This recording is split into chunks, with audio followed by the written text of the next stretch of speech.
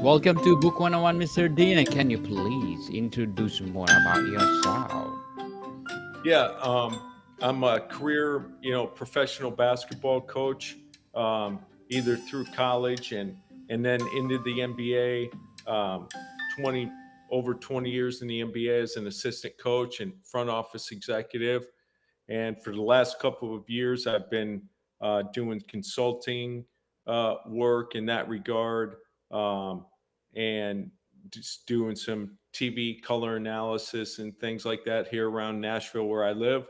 And then this past fall, I started putting together my book, Fail, which we're on here to talk about today.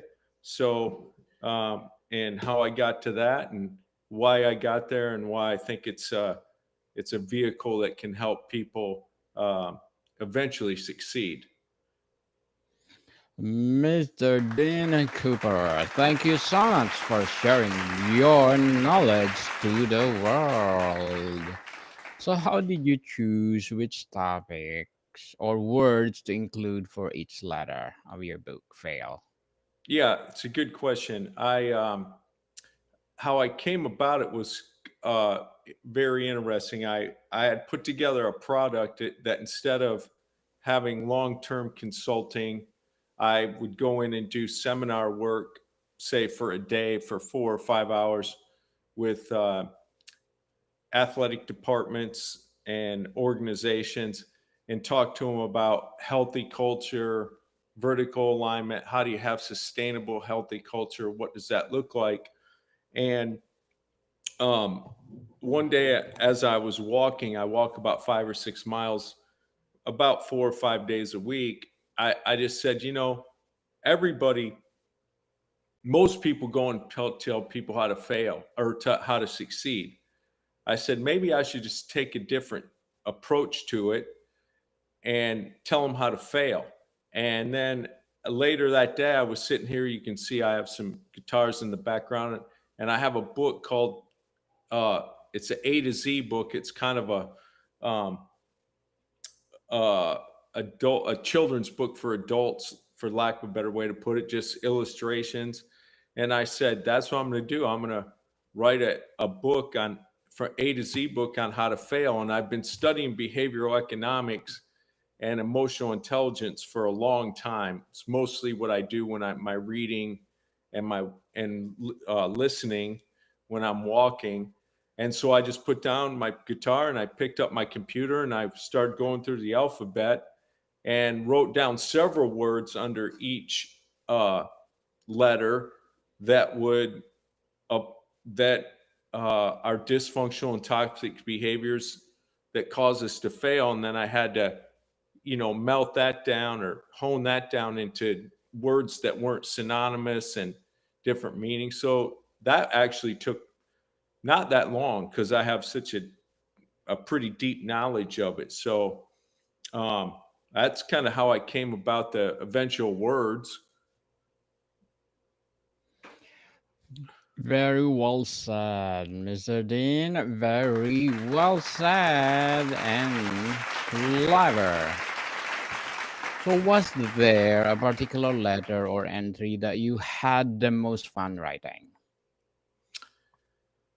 Oh, that's a really good question. I've had a lot of people ask me that since I've started on this journey with the book the last couple months. I don't know if there's a particular letter that stands out. Uh, if I had to give an answer, the two things, uh, letters that I would probably choose, two or three that I think people uh, is the most common amongst people is the letter A. And the letter A is kind of a bullet point page. Each page is a little bit different. Some of them are bullet point pages. So there's actually several behaviors under a particular letter. And some are more just paragraphical where it attacks that or touches on just that word. But A is the word avoid. And then under the avoid are several, and I can show you here on camera, are several bullet points. So some of those bullet points are and I think this is the one that applies to a lot of people, is avoid difficult conversations. People want to avoid difficult conversations. Avoid holding people accountable. Um, so I think that letter in particular, because those two particular, and it's ironic that those are the first two behaviors listed in the entire book, because I think they're some of the ones that we struggle with the most. The other one is L, which is lack communication. And under lack communication is don't return phone calls, don't return texts and emails. And we've gotten into a society, and society's gotten into this thing, in my opinion, where, and this is directly tied to the avoid difficult conversations, or I think people are on communication overload. So they just choose to, for lack of a better way to put it, what people use is ghost people and feel like that's okay. Like, well, they'll figure out I don't want to respond. I personally don't think that's an appropriate way to handle it. If it's something you got to say or don't want to say, or you don't have time, at the very least, you can just give them a minimum response. And then the third letter I think that people struggle with the most is R, which is resist change. There's a saying that I'm not a particular fan of, which is, well, we're going to do it this way because it's the way we've always done it. Well, that's a direct road to failure. I mean, the world is constantly in evolution, and there's some things that you definitely should hold on to. But there's also this thing called evolution and progress, and those things that you have to be aware of, and you have to embrace. And even in that, at the end of R, which is a paragraphical page, I say, you can just call the offices of Blockbuster, Polaroid, and BlackBerry. They'll be happy to answer your questions on resisting change, because none of them exist. Definitely. Because that's what they did. For sure. So, Mr. Den, what do you hope readers take away from a book that pokes fun at failure? I don't know if it pokes fun at failure. I don't know if I would categorize it that way, but I think it's a humorous approach and somewhat sobering approach, like to get people to identify. The first thing you have to do is identify these behaviors. The second thing is you have to acknowledge them, and then the third thing layer is you have to address them. So the point of the book is for it to take some of the edge off, and maybe to have some organic conversations, or and make people laugh and go, golly, we have some of that in our culture and our team and our organization. I've personally, like, this book is not a, hey, I've never done these things. Unfortunately, there's some self-reflection in this book. I've done some of these behaviors. We all have. We all don't have all of them, and the ones that we do have, we all have them. We have them at different levels. Maybe some of us have lack of communication as a 2, as a problem, and some of us have it at 8 or a 9 or a 10, and then we have resist change. We're flip-flopped. So, and then some of us don't have them at all. So it's an awareness factor, no different than what I've likened it to with a lot of people that I've spoken to. Is it's no different than any person going through any level of addiction. Is you're never going to get rid of it per se. You may never completely eliminate it, but the awareness of it helps you to curb it, and it helps you for it not to infect your life in a negative way, or in this case, your team or your organization, and sometimes yourself. Very well said, Mr. Dean. Beautifully articulated. So, how would you describe your overall tone in the book? My what? I'm sorry. Overall tone in the book. Oh, the tone is, I think that's pretty clear. I mean, it's pretty sarcastic, uh, but it's somewhat straightforward. I mean, the first couple pages, I lay out like I have a disclaimer page in there, and I say, hey, this book is going to maybe cause heart palpitations, excessive sweating, deep reflection. You might have to put it down and walk away. And, it's meant to be a satirical. It's why it's called the satirical A to Z guide. Is the one of the subheadings is, it's a satirical kind of sarcastic way to come at, unfortunately, things that aren't funny and are toxic and quite debilitating uh, to us at times. So, were there any entries you thought might be push the boundaries a little too far? I don't know about push the boundaries. I mean, I'll use the resist change page for instance. Like, I had somebody who reviewed the book said, "Well, do you think that's a good idea to call out those companies, Blockbuster, Polaroid, BlackBerry?" And I said, "Well, this isn't opinion. This isn't Dean Cooper's opinion. If you do research on these things across behavioral economics in particular, um, those three companies are well cited. And the reason that they don't exist is they resisted change. But Netflix, obviously, in regard to Blockbuster, digital photos in regard to Polaroid, and BlackBerry want to use keep their keypad, uh, when clearly Apple has dominated that market. So I don't know. I think people, maybe there's some things in there. I don't think it's controversial per se. It's just direct at times. So, is there a favorite failure or personal story behind inspiration for the book? Wow, yeah, that's a really good. It's a really good question. Um, I think the one for me that I struggle with actually is the very last page of the book, which is Z, which is zone out. And as curious as I am, I'm a very curious person. It's my uh,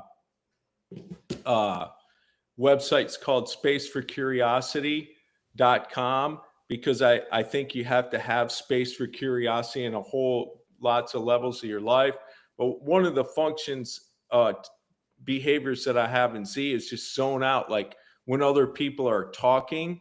And I think for me, sometimes it isn't that I don't want to know what people are uh, have to say. I think we do notice that when people start talking about things that we don't agree with, we just zone out. Like we just tune them out. We choose not to hear them. But then the other part of it is sometimes we get in our own head, and it's something I personally struggle with. Is I'm not zoning out on purpose, but I'm a thinker. So I start thinking about things that they're saying, and I miss other things that they're saying. So for me, that's something I'm well aware of in myself that I have to fight daily. So, Mr. Din, what will be your short term and long term goals in writing? Um, yeah, I think I wrote the book. I honestly, like, I hope I get the book out to the world, and people latch onto it and buy it and use it as a, you can see it's a coffee table book. You can read this book in 20 to 30 minutes. You can read it in 20, 30 minutes, but you should spend a lot of time reflecting on it. Um, but as much as anything, is besides the book, it's a vehicle to create traction and uh, conversation and go out and do seminars for people, do keynote speaking on these behaviors where eventually it will help them. And I have some other ideas on some books that I'm going to write. I'm not a writer. I'm a basketball coach who just thinks a lot and is, proudly pretty well read. I read a plethora of topics, which is kind of how I came about this. So I do have some other ideas, but I think they'll be in this format. And I also think it applies to just where we're at today. Everybody wants short form reading. Nothing against. I've read 7 Habits of Highly Effective People, and not in books of that thing. But people pick up. I got a whole bunch of them sitting right here behind me where I read. But they look at that book and it's 180 pages or 200 pages, and and people give up on it early. And I mean, you can go through this in 20 or 30 minutes, and I'm So, not sure I have the capacity to write longer than that. good luck to your goal, Mr. Dean, and looking forward for more and more empowering books like this to come. So, what would be your advice for those people out there who want to write their own book? To write their own book, I think Yes, for me, it's interesting how mine came about. It, like I said, it literally went from, man, I should tell people how to fail. Everybody tells them how to succeed. true. It's like listening to Charlie Brown's teacher on the other end of the phone, right? So, and I thought, I'm just going to do it different. And then later that day, I literally was sitting here playing my guitar, and I glanced over at that book, and I said, that's it. I'm gonna write a book. So here's what people get mistaken is people mistake that you have to get motivated before you take action. And it's actually backwards. You have to take action, and that will create more motivation. Sometimes just the act of starting something. So I literally didn't hesitate. I literally sat my guitar down, not the one you can see there, a different one. And I picked up my computer, and in 4 days, I had the content of this book basically written. Then it was just cleaning it up. Obviously, long form books are a totally different task. But I think just the main thing I would say is we have it backwards. We think people sit on their couch and they get in their head and they think, well, I'm waiting for the motivation to come and then I'm going to take action. No. Just take action and the motivation will follow. Once you start something, it's like a lot of people have probably seen the guy who pulls the locomotive, right? He hooks himself up to the locomotive. The hardest part is getting the locomotive started. That's where it takes the most inertia. Once that thing's rolling, it rolls by itself. Totally agree, Mr. Dean, and thank you so much for your advice. And don't afraid to commit mistake or fail, people, because you will learn from it in the process. So, if you could pick one entry from the book that best represent its spirit, which would it be? One entry that probably best represents its spirit. Well, that's it. That's a really good one too. Um, uh, man, I think I'm going to actually pick not a letter. I'm going to Yes. pick two things, and it's going to be the first quote, because I have about 6 or 7 quotes throughout the book from outside people. And even before the first letter is a quote from an Army general, Eric Shinseki, who's a U.S. Army general. And even before the first letter, he says this. He says, if you don't like change, you're going to like irrelevance even less. And I think it's really important. Like, we have to embrace it. And then the very last quote of the book is from Socrates, and it's one of my favorite quotes. And he says, "I cannot teach anybody anything. I can only make them think." And I think that's really important. Is we at the end of the day, we can't teach anybody anything. They have to be willing to embrace it. So I'm not going to pick one of my letters, but I think the very first quote about accepting change and the very last quote of, "Look, man, we got to spend some time in thought." Those are my two favorite parts of the book. That, you know, Very well said, Mr. Dean. Very well said. So, how do you hope someone who is currently feeling like a failure will react to your book? how do I like someone who's feeling like failure?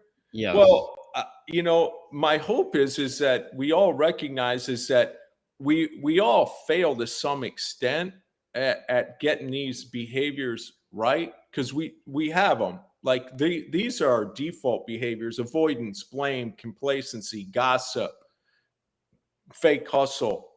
Um, I just hope people read it and and it's a sobering thing to say. I have some of those, and these are things holding me back.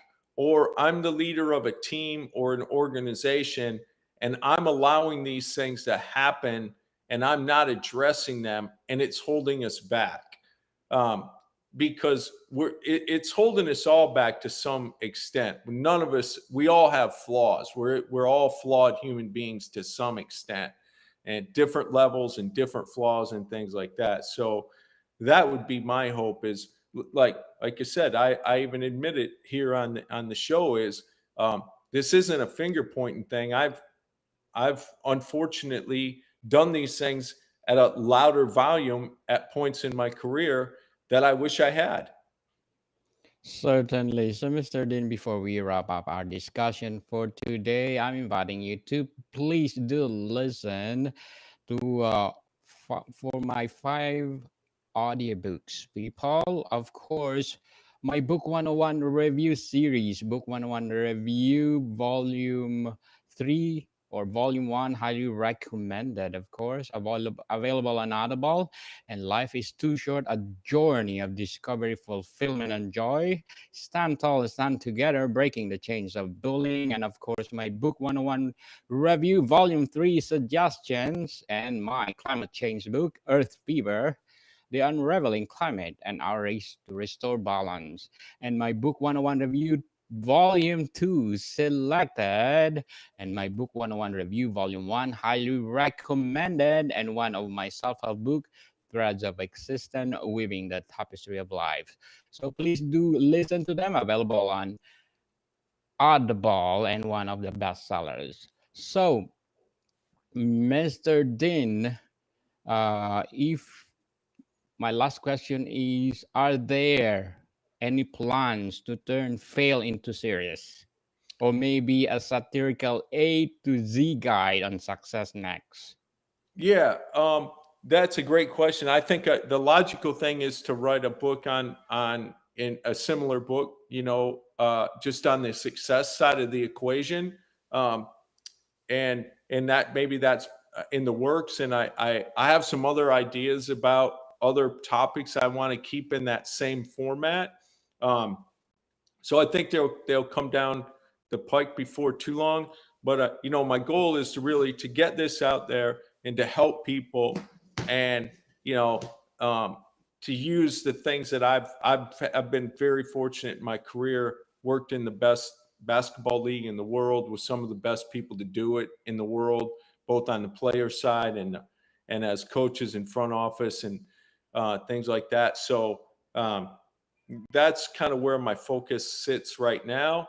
But I have these ideas in my head, and I'm sure they're going to get themselves down on paper at some point in the not too distant future. Mr. Dean Cooper, thank you so much for sharing your empowering book to the world. So, can you please invite our listeners to support your book? Yeah, you can check out the book, and you can my website's called Space for Curiosity, SPACEFORCUOI CURIOSITY, Curiosity, spaceforcuriosity.com. You can read about myself. I do a weekly blog on there every Thursday. It's updated. You can buy the book on there and kind of see about my journey. And, I would encourage people to be curious. My book, your books, whatever those look like, and find some space to grow. Definitely. That's why Einstein discovered relativity because of his curiosity. People, let's support Mr. Dan Cooper because if you support him, more and more and more empowering books like this to come. So, Mr. Dan, thank you so much for your time.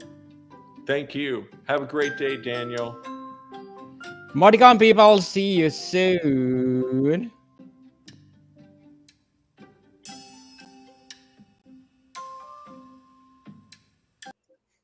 So, Mr. Dean, once you publish another book, please do come over on Book 101